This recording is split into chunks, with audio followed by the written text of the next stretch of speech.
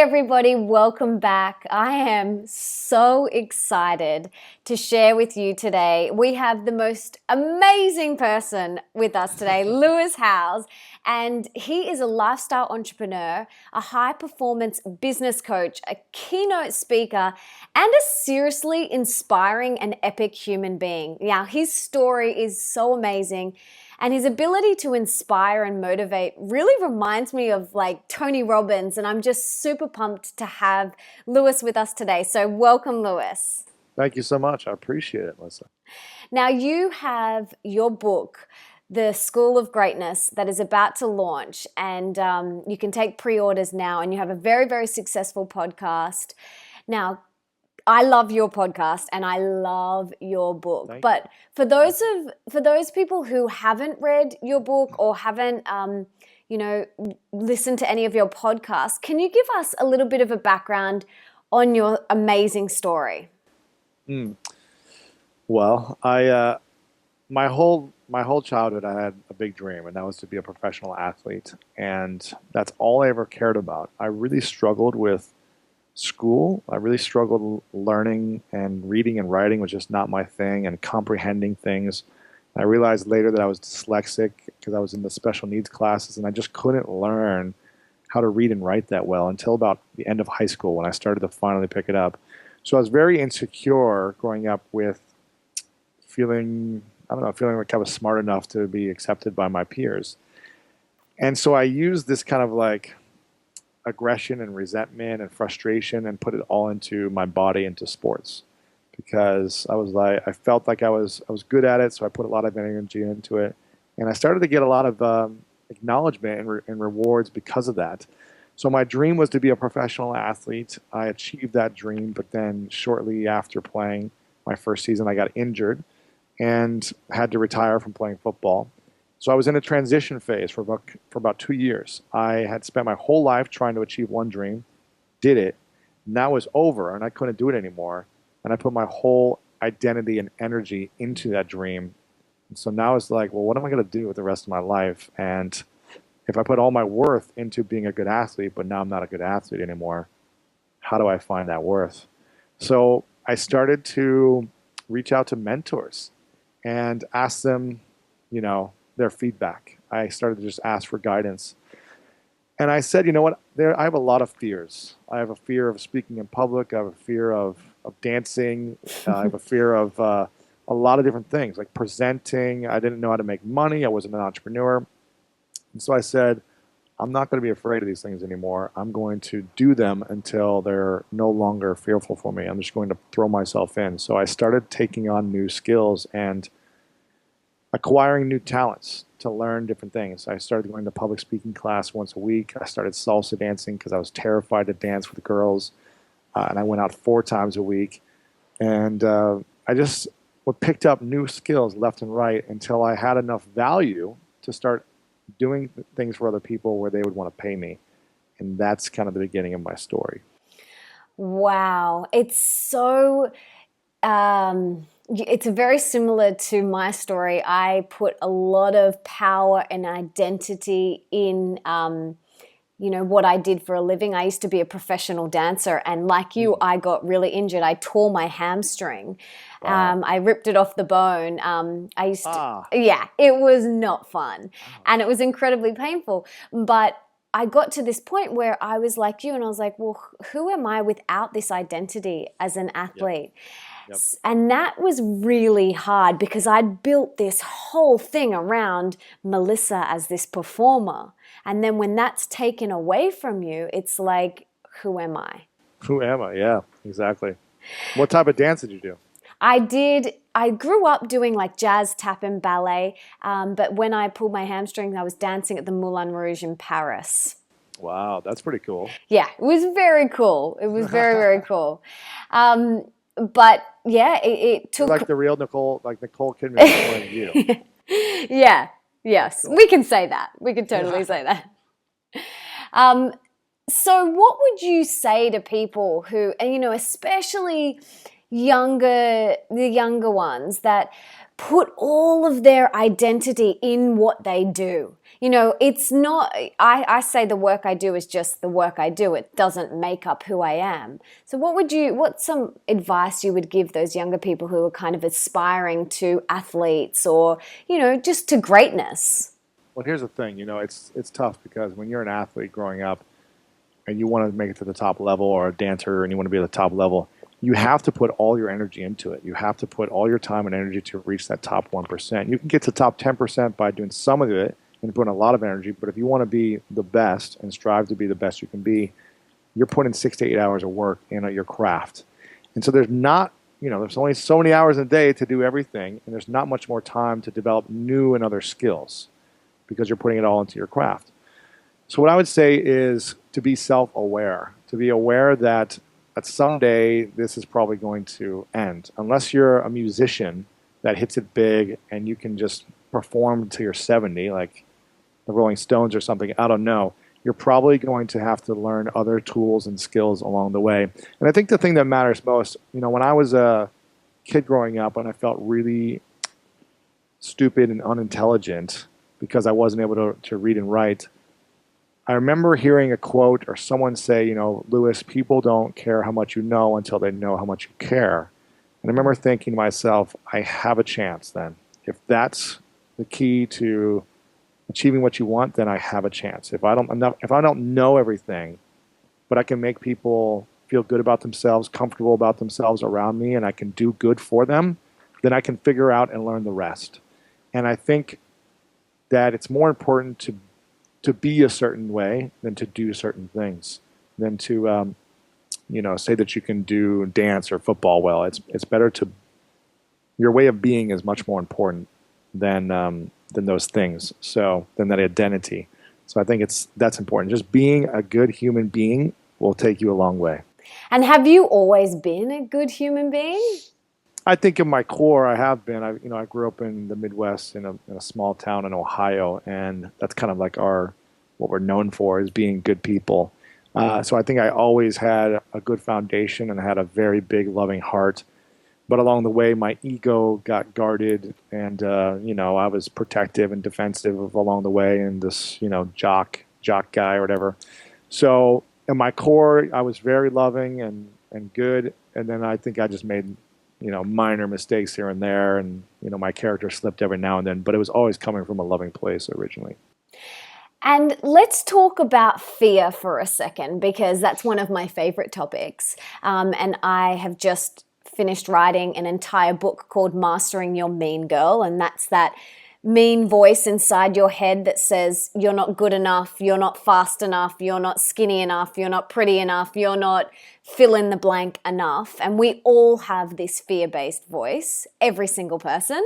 Yes. So how do you deal with your mean boy? How do you cope with it on a daily basis? My mean man? Your mean man. Yeah. Here's the thing. I've never been afraid of success or failure. I've always, this is the thing. A lot of people are like either afraid of success or they're afraid to fail. I've never been afraid of either of those, really. I've been more kind of just like afraid to let myself down and afraid to regret not going after things. So that's why I'm always willing to try something, because I'm like, at least I want to know that it's not for me.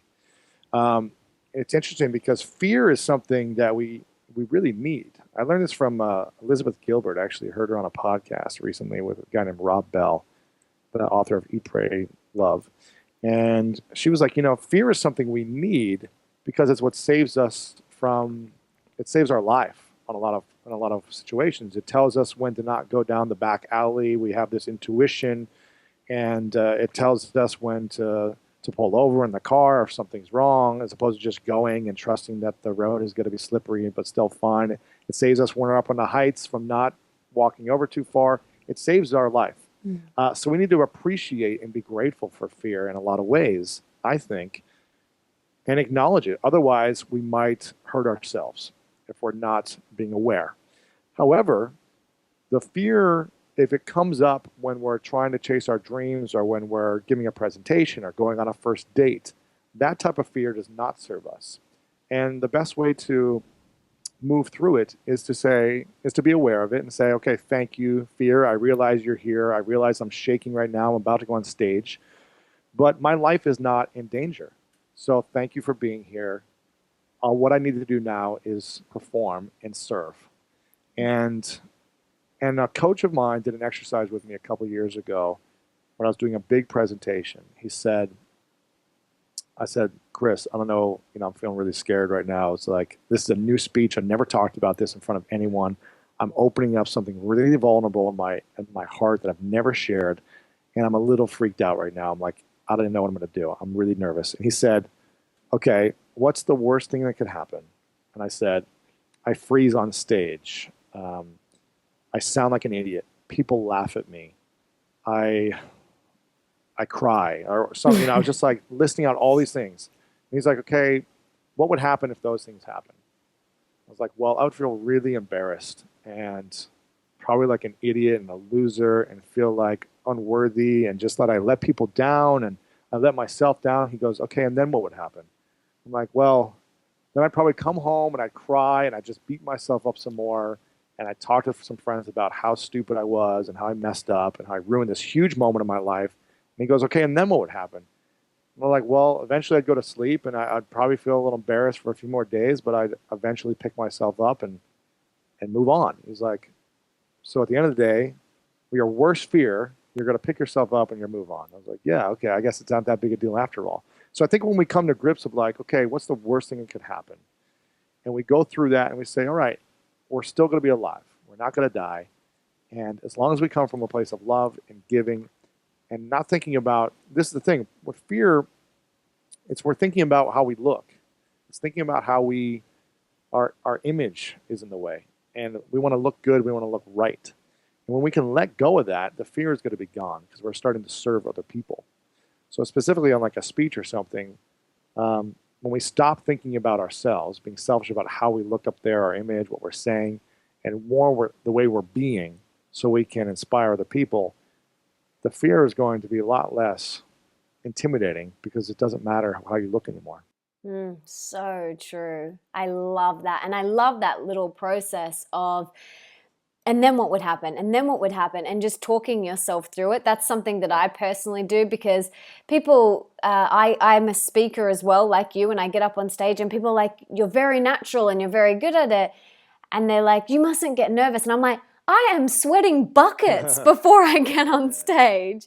Like my palms are sweaty and my heart is racing and there's so much adrenaline and running through my body. But I have that conversation with myself. I say, hey fear, hey mean girl, thanks for stopping by. I know you're trying to protect me, but right now all I'm doing is getting up and giving a speech and inspiring and supporting. So you can just chill and listen to my talk, but you don't actually need to do anything. And I have this little conversation and it really helps. And That's cool. I think that's really important. So a great little thing that we can all start to do is just deconstruct our fear and get to the root cause of it, and then kind of just let it go. Exactly. So one thing that you say in your book, which I love, is the best gifts are the ones you can give. Now, I'm a strong believer in that also. But can you share what you mean by that and how it makes you truly great? The getting is in the giving, the way I see it. We receive the most when we give. And greatness to me means discovering what our talents and gifts are. We're all born unique with specific talents, and we're all able to grow and learn new talents and gifts. So I think it's our duty to discover them first, figure out what we like, what we're good at, then maximize our talents and gifts and become the best at them we can become, and then use that to follow and pursue our dreams and make the maximum impact on the most people around us that we possibly can. And I think that's a gift that you can give to yourself and give to other people by doing that. But I think the key is to really follow your dreams first, because that's the biggest source of inspiration that anyone can witness, is when someone's living their dreams and following it.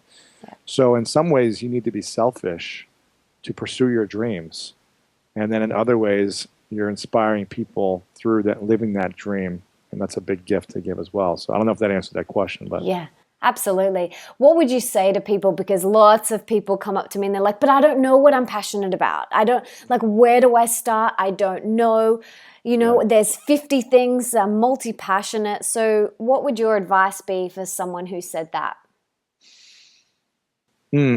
I would say to follow an exercise that I have, which is called the perfect day exercise.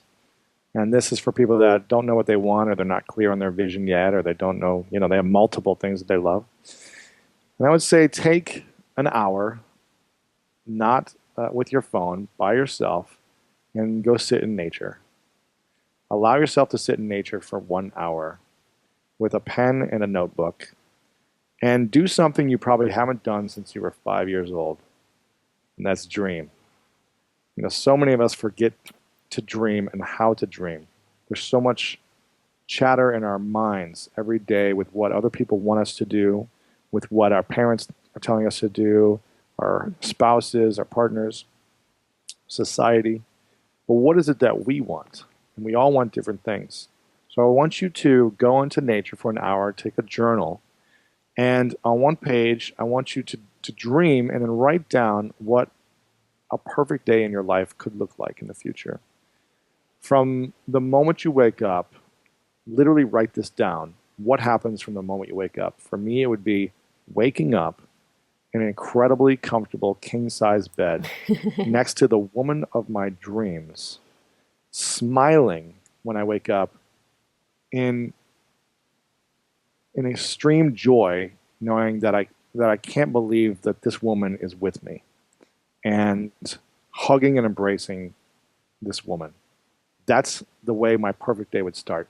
Then I would write down everything else from the moment I wake up to where I'm at, to the people I'm experiencing and hanging out with, to where I'm traveling, to what I want to work on throughout the day and how I want to feel. Be very descriptive and write it out. And allow yourself to dream. No dream is too dumb or too big or too stupid. Write anything you desire down. That's step one, is dream. From that, you might get very clear, like, oh gosh, I realize this is what I want and this is what I want to be doing. So I want to do that. And think about the things that you really want to do. So dream and write it down in your perfect day description. Then the second part of this exercise is to create an itinerary. So when I played football, American football, for those that don't know, we would go into the locker room every day before practice. And on the great teams, I would have a piece of paper hanging on my locker that was an itinerary for what we were doing in that practice. Practice is usually 3 hours long. But the great teams don't just say, okay, put your pads on, meet out at practice at 3:30, and let's throw the ball around and see what we create. That's not how you structure a great practice. You have an itinerary from the first 5 minutes to 15-minute increments, what you're doing. You're to the water breaks that you have. Like, we know exactly when we're doing something, and we're very intentional to create what we want in that practice so we can achieve our dreams and our vision of the season. So why not apply that in your daily life? From the moment you wake up, 7 a.m., 8 a.m., write down, okay, 8 a.m. to 8:30, what am I doing? 8:30 to 9, what am I doing? And so on until the moment you go to bed. So you want to create the vision for your life. Then write it down in the itinerary for your perfect day and start fitting those things in every day, and you'll start to see what you want. Amazing. That's such a powerful exercise. And it's not often that we actually even take that time to sit and go, what is it that really inspires me?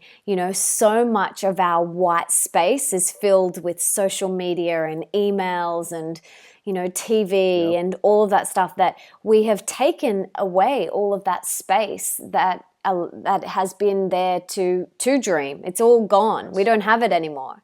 I have an hour in my calendar every afternoon called mindfulness hour. And Nice. it's when I go down to the park and I just walk in nature.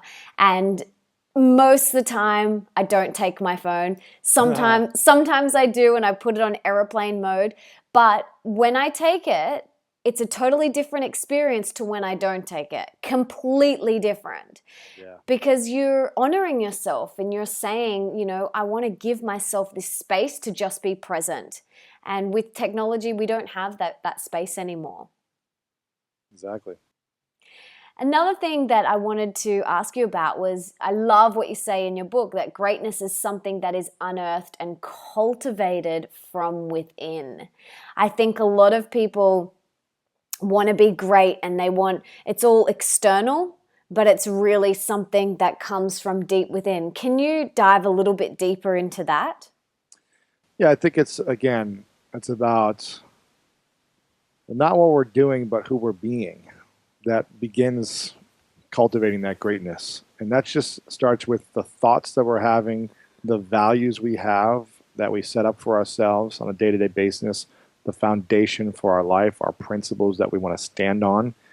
If we come from a solid foundation internally, it's going to show by the actions we're taking externally.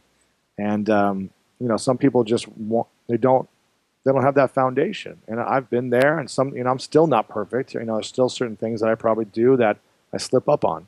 But I think if we have that foundation, those principles, then every decision we make throughout the day is either a yes or no towards those founding principles. And it's like the multiplying effect, the compounding effect over time is what's going to achieve the external results that we want. But it's being that good person on a daily basis, which will get us those results. Absolutely. What do you think are the three biggest things that make you truly great? Like you've written an amazing, inspiring book called The School of Greatness, which I love. But what do you feel like are the three biggest things to really unearth your greatness from within? You talking about me or anyone? Both. Tell us yours. Tell us yours, Well, and then what well, other from people. from all the experience I've had in 32 years of life so far, which is I still have a long way to go and lots to learn. But I've had some great experiences playing sports at a very high level in three different sports and achieving those dreams to building seven-figure businesses and selling companies and achieving those financial dreams. That I learned a lot along the way doing both of those. And through interviewing some of the most inspiring, powerful, successful people in the world, I realized that it comes down to eight key principles, eight powerful principles that really help you achieve greatness or get to that next level in anything you want. So, the three things, I mean, if it was three of them, I would say the one is, I would say the first one and the last one, the first chapter and the last chapter are the most important. They're all important, but if I had to say the top two, the first one is creating a powerful vision.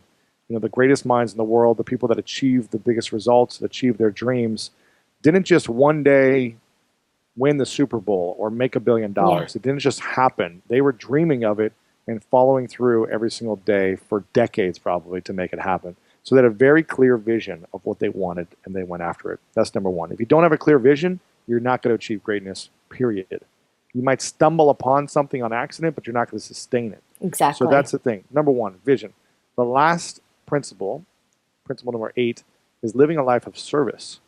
Again, if you're only in it for yourself, to make money, to have the nice home, to whatever, look cool, it's going to feel very unfulfilled and you're not going to connect with 99% of the world's population because you're completely selfish. I think it's important to actually be selfish in a lot of ways. I think you should be selfish for your self-worth, for your own respect, for chasing your dreams, and you should give your full attention to doing that. But I think in the process, you want to be thinking how I can serve others every moment of my day. When I walk down the street, how am I serving the person that walks next to me? Am I smiling at them or am I not looking at them? Am I opening up the door or am I just going in first? Am I saying hello to someone or not? It can be simple little things and how you're being of service all the time throughout chasing your dreams. So one, vision. Number 8, the principle is live a life of service. I would say, I mean, they're all powerful, but I would say the the third most important thing is mastering your body and Yes. optimizing your health. I think Richard Branson said it once when someone asked him, what's the key to being a successful entrepreneur and building a big business? He said, exercise. Mm. And think about it. If we have excess weight, physical weight on our bodies, it's going to hold us back emotionally and mentally to make the decisions we need to make throughout the day, to feel good about ourselves, to be able to recover at sleep. All Mm. those things play into if we're able to be an effective leader or not, if we're able to be happy or not, if we're able to impact others or not. So I Mm. think you got to make sure you're constantly in check with your health, the things you eat, how you sleep, how you move throughout the day. You need to be aware of it because we only have one body. And, I tell you, there's some really successful billionaires that die young, that die in their 50s or 60s, and Mm. they would give it all back. For those who have cancer and things like that, they would spend all their money to have another year of their life. Mm. So it doesn't matter how much money matters, but it doesn't matter if your health is not serving you or other people. Absolutely. At the end of the day, if you don't have that, you can't do the things that you want to do. You can't live your passion. You can't be of service. If you don't have that foundation, that health, then nothing else matters. Exactly. And it's so important that we take the time each day to really look after ourselves, and whatever that looks like for you, whatever fills you up and makes you feel fabulously healthy, that Exactly. is the most important thing. Absolutely. Oh, I love those 3 tips. Okay, my little challenge for everyone is to really, go and dive deeper into all of those. But I wanted to just tap back to the vision thing, because I love what you say in the book about you become what you envision yourself being. And I think that's so important. But also, I loved this in your book. You said your vision has to make you want to jump out of bed in the morning. If it doesn't make you want to jump out of bed, go back to bed and dream bigger. I love that. That's I it. I love that. It's so good. It's so good because people ask me, they're like, "Do you jump out of bed in the morning?" And yeah, I do. I love what I do, and I love my life, and it's so much fun. Like each day, it's like I can't wait to get into work, and I can't wait to start what I've got on for that day. So if people don't have a big enough vision and it doesn't make them want to jump out of bed, should they just go back to bed? Well, I think they should dream, whether that means go to nature or whatever it is. But I think you should dream because when you have a big vision, you're willing to sacrifice and do whatever it takes to achieve that vision. You're committed to the long haul, the marathon. Like when I was playing sports, I knew for 4 years I wasn't going to get the chance to go play professional football from college. It was going to be 4 years for me to train. But I would get up every morning and train and visualize what it would be like playing 4 years from now as a professional athlete. And if it wasn't a big enough dream for me, I'd have been like, you know what? I'd rather just go hang out with the girls or whatever, go play frisbee in the park and just chill out and relax because this is a lot of pain and sacrifice. It's not worth it. When you've got a big enough dream, anything you do is worth it. So true. And my brother's a football player as well. And he when he first got into it, I would say to him as well, like you've got to vision the ball going through the Hmm. what are they called? The goalposts. Posts. Yeah, the Yeah, goalposts. I was thinking stumps, the and I'm like, uprights. Right. wrong sport where they're not stumps. um, and I'd say to him like, you've got to vision it going through, and it's so true. Like not just on the field. You don't just vision what you want in the field. It's in everywhere in life. You've got to envision. You got to vision and see what it is that you want to create, and then it helps manifest. Absolutely. So, any other tools on how to be truly great that my tribe can take away besides reading your awesome book? Yeah. What's Yeah. some I other mean, things that they could start to do today? I'll tell you one thing that I believe everyone should be doing is creating a ritual in the morning. But I'll give you one thing of my ritual. I'm not going to tell you it all because I talk about it in the book, but I'll tell you one thing that is probably the most important thing every morning. And if you do this, you will set yourself up for win for the rest of the day. Yep. And that is doing what your mom always told you to do when you were a kid, which is to make your bed and clean your room. Yes. I'm going to tell you, I used to not do this for the longest time. In my 20s and as a teenager, I never cleaned my bed or made my room ever. Tell you what, it's the priority, the first thing I do. One of the first things I do in the morning, just right after I, write down what I'm grateful for and what I'm intending to do for the day, I get up and I make my bed right away. I make it nice and clean. I pick up everything that's on the couch or whatever in my bedroom and I put it away because it does a couple of things. One, it clears the space, it clears the energy for me to have a clean room as opposed to clutter. So I'm already starting fresh. There's no clutter in my mind. Two, it has me achieving something, a small thing that starts building momentum. Okay, now off to the workout. Now off to go do this. Now off to do this. As opposed to just getting up and not doing something, it's a first act that starts moving and building momentum. So I think it's really powerful for people to do that. Something so simple that everybody can do. And I know personally for me, if I don't do that, it's like my mind is cluttered and I can't go out into the day like with a clean slate. So that is everybody's homework to do that first thing in the morning. I'm going to say, take a picture of your bed tomorrow after you listen to this. Take a picture of your bed after you make it and then tag me on Twitter or Facebook at Lewis Howes with the photo of your bed and let me know how you feel after you've made it. I love that. I love that. And I'll put all of your links below so everyone can find you and they can jump on and read this book. And, I'm constantly learning and listening to podcasts and reading different books because I feel like that inspires me and it helps me grow and evolve, and I never want to stop growing and evolving. And it's really nice to come across a book that really sparked that within me again, that really got my inspiration and motivation going. So thank you for writing it. Thank you for being so open and honest in your book and sharing from your heart. By you simply being you and being your authentic, unique self, you are inspiring so many people, and I just want to honor you for that. Thank you, Melissa. I appreciate it. Thank you so much. And thank you so much for joining us today. I am so grateful and can't wait for everyone to read your book. Check it out. School of Greatness. Yeah, let's all go be great, yeah? There you go. Awesome. Thank you.